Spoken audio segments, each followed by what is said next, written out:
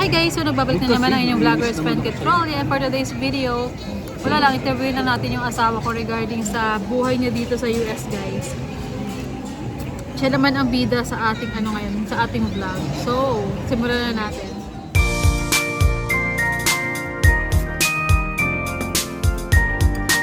Daddy, habang kumakain ka na, interviewin kita. So, introduce yourself muna. Introduce yourself. Ako yung asawa mo. Hindi, may kasi nasabi ko siya kanina habang kumakain siya ng Häagen-Dazs. Sa Philippines daw, hindi siya makakain. Sabi niya, iba na talaga buhay natin ngayon dito, no? Sabi niya. Ano sabi mo? Kasi napuwenta ko, halos yata abutin yata 1,000 to. Hindi, kasama naman yung pakita mo. Häagen-Dazs. Sip-sip ko sa Pilipinas naman, hindi ko naman ma-afford bumili ng ganito kamahal na ice cream para lang sa pampaalis umay sa mga birthday lang ako makakabili ng ganito kamahal na ice cream. Diba? So, masabi mo ba na na umunlad ka din? Umunlad? Hindi naman. Hindi ka pa umunlad? Di naman ako umuunlad eh. Ano nga? Ang masasabi ko lang parang mas malaki ka ang pasahod dito kumpara sa Pilipinas. Kahit nasa government ka na? Naman. Oo naman. Paano? nasa government kami nun, Explain. kahit malaki yung sahod sa government namin, mas malayo pa rin pasahod dito. Masasabi mo bang mas comfortable ka dito kaysa sa Philippines? Hindi mo masabi. Sabi nga ng mga ng mga dati kong boss, it depends kung anong definition mo ng comfortability. Ay, taray. Oo. Ganun Kung comfortable ka sa buhay Maynila, buhay sa Pilipinas, magiging stressful sa'yo dito. Pero kung okay naman na sa'yo yung ganitong bagay, hindi mo naman nun sa Pilipinas. Pero para sa akin, ay paano, okay, it depends kung paano ka maging comfortable. Tsaka ngayon ba naisip mo pang umuwi ng Pilipinas? Ang baka yun, pwede. Ayaw mo nang bumalik Pero doon? pag mag-work, parang nung unang mga buwan-buwan ko nga, doon ko naisip, sana pala dati pa namin pinlano pumunta dito. Hindi sana nakaipon na kami kahit pa paano. Wala eh, natuwa kami sa Philippines. Natuwa, I mean, maayos naman lagay natin, di ba? Maganda work natin, may bahay at lupa na tayo. Napapag-aral natin mga bata sa school. Kaso, pagdating dito, parang ganun lang pala kadali. Sana dati pa. What do you mean, madali? Madali yung... Ewan ko kasi yung trabaho ko, parang sa ginagawa ko sa PNP. Sobrang dali. Sobrang dali lang ng ginagawa namin. Or baka nasanay ka lang sa Nasanay hirap lang doon? siguro, ayun siguro. Nasanay lang ako na sobrang hirap ng gagawa sa PNP. Sobrang stressful.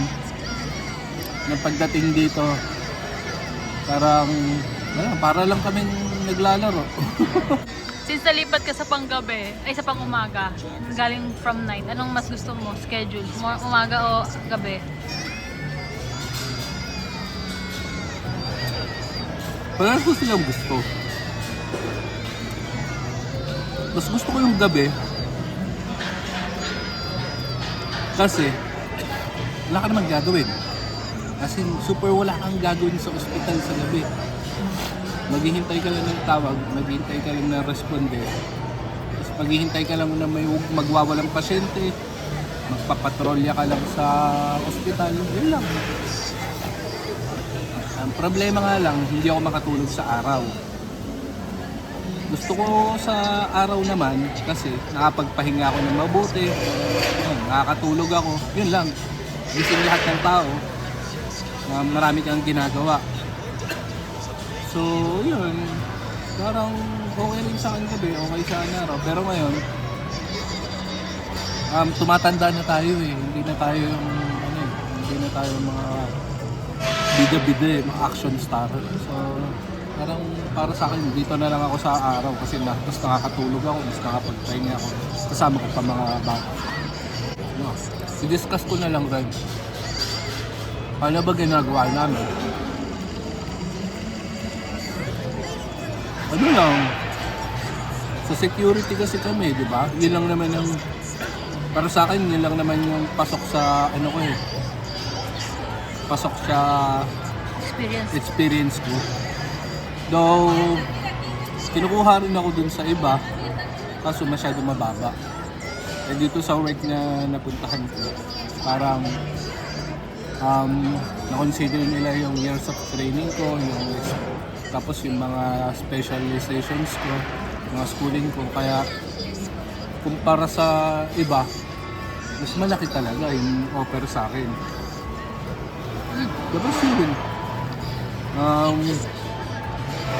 madali lang ang gagawin talaga. Pagdating sa English lang talaga, doon lang na doon lang naman na nagkakatalo-talo eh.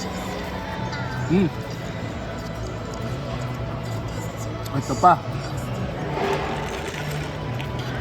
Nung nasa PNP pa ako, dun sa tropa namin, pakiramdam ko nun, magaling na ako mag-English. Kasi pag may mga Englishero, ako sa akin pinapakausap ng mga tropa. Sa akin pinapakausap ng mga kagrupo ko. Pero pagdating dito, Diyos ko, yung English ko barok. Sinasabihan pa ako, hindi daw nila ako maintindihan. Tapos palaging mga ganun sa akin yung mga tao. So yun, sabi ko, ganun pala talaga. Yung nakala mo ang ganda-ganda na ng accent mo, pero pagdating mo rito parang English barok ko pa rin. Tapos paano ang trabaho namin? Sa isang linggo, 4 na araw, minsan 3 araw. Depende sa schedule. Tsaka dito naman, hanggat walang responde, hanggat walang ginagawa. Ayun, nakatoka ka, maghihintay ka ng tawag, maghihintay ka ng responde, ganun lang. Kung walang responde yung isang buong araw, di maigi. Bakit pala ayaw mo mag-apply ulit na pulis? Kasi dito, tulad sa PNP, hindi na nila, yung mga batas-batas kasi rito at saka yung mga procedures, mga policy, diba?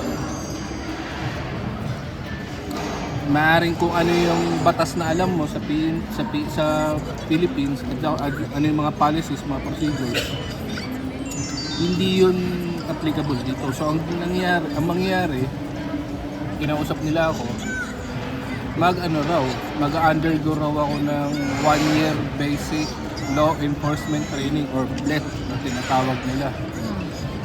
Tapos yun, babalik na naman ako sa mga ganun-ganun, yung mga training, yung mga malas-malasan na naman. Yung tulad nga nasabi ko, tumatanda na tayo, hindi na tayo yung mga pabata, yung mga action star for life. Ayoko na yung mga ganun. Saka 1 year, wala na naman daw uwian yun. Though may uwian, kaso gulpi ako naman sa uwi, pagod, madaling araw na naman. Ganun na naman. Eh, hindi pa naman marunong mag-drive misis ko. Pero kung mga mas maaga-aga tayo na pumunta rito, feeling mo mag-a-apply ka sa police kahit may experience yan sa PNP naman.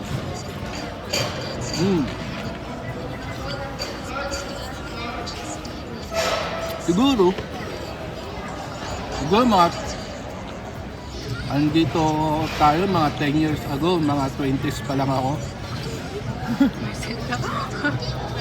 Pwede siguro. Pero wala ngayon, hindi na. Manahimik na lang na tayo. Bakit? Yung training ba nila parang sa training din natin sa PNP? Yung training sa PNP, Ika nga. Puro kulitan lang. Dito yung training nila rito, gentleman's training daw. Ano ibig sabihin yun? Gentleman's training, kumbaga. Marespeto. Marespeto. Yung sa PNP, para puro kami kulitan hanggang sa mabwisit ka. Kaya mas maganda mag-training dito. Pero yun nga, hindi na, masaya na ako kung ano yung pinagagagawa ko sa buhay ko. Anong naman yung mga benefits? Punta ka dito. Yung mga benefits, magaganda, yun lang. Magaganda mga benefits nila, lalo sa pinagtatrabahoan ko. Kumpara sa pinagtatrabahoan yan, mas maganda yung sa amin. Yung sa amin kasi, parang may medical ka, may dental ka. Tapos, May ganun din naman ako. pero pangit sa kanila. Kaya pala. Tapos, marami. Dito, marami pati sa legal assistance, papapiliin ka, pati sa mga benefits sa mga bata, yung mga yung mga babysitter, may mga ganun din na pinapapili sa. Sobrang dami ng benefits. Ikaw na lang na yung mamimili kung ano kukunin mo. Pero ang hindi ko pinalagpas doon yung HSA at saka yung mga FSA. Yung HSA na yun, para mag-iipon ka lang ng pera pag yung mga emergency na kailangan mo ng gumastos, hindi ka maglalabas ng pera kasi may fund ka na naka-allocate para doon. Ano pa ba? Yan, yung mga PTO. Mga PTO, every week, pag natapos mo yung 1 week, may 9 hours ka na allowed na PTO. Tapos yun, ipunin mo lang na ipunin. 1 week o 2 weeks? Ay, 2 weeks pala, sorry. Every 2 weeks may 9 hours ka. Ang maganda lang din dito, hindi ka na kapag umabsent ka, hindi ka nahihingian ng mga medical, medical. Hindi, at saka yung doon sa work ko, mabait yung mga kasupad ko rin eh. Minsan nga, magpapasabi ako na hindi ako papasok, parang oras na lang. Ayun, saka yung pa pala, pagdating sa mga training, lahat ng possible training ibibigay nila sa'yo, maganda ron kapag naisipan mong umayaw na sa kanila, yung mga training na yun, pwede mong gamitin para maging competencies mo sa mga bagong a-apply mo na trabaho. Magaganda yung mga binibigay nila ng training talaga. At saka supported talaga ng FBI. Kaya, yun, magaganda kahit pa paano. So yun lang. Maraming marami rin pa rin nagsasabi sa akin ng kahit naman dito yung mga kakilala ko na parang ilang taon ka na lang sana sa PNP. Siguro by now na lang sana ako at this moment siguro mga almost 5 years na lang, wala na nga 5 years wala nang 5 years na magpe-pension na ako, pero yun, kahit pa paano, hindi pa rin ako nagsisisi kasi nasa magandang kalagayan naman na ako nasa magandang lagay-lagay naman na ngayon kahit pa paano ako at saka yung mga pamilya ko. So yun, ang nasabi ko lang sa mga friends natin dyan, get out of your comfort zone and try to explore new things. Who knows, mas maganda pa pala yung naghihintay para sa'yo.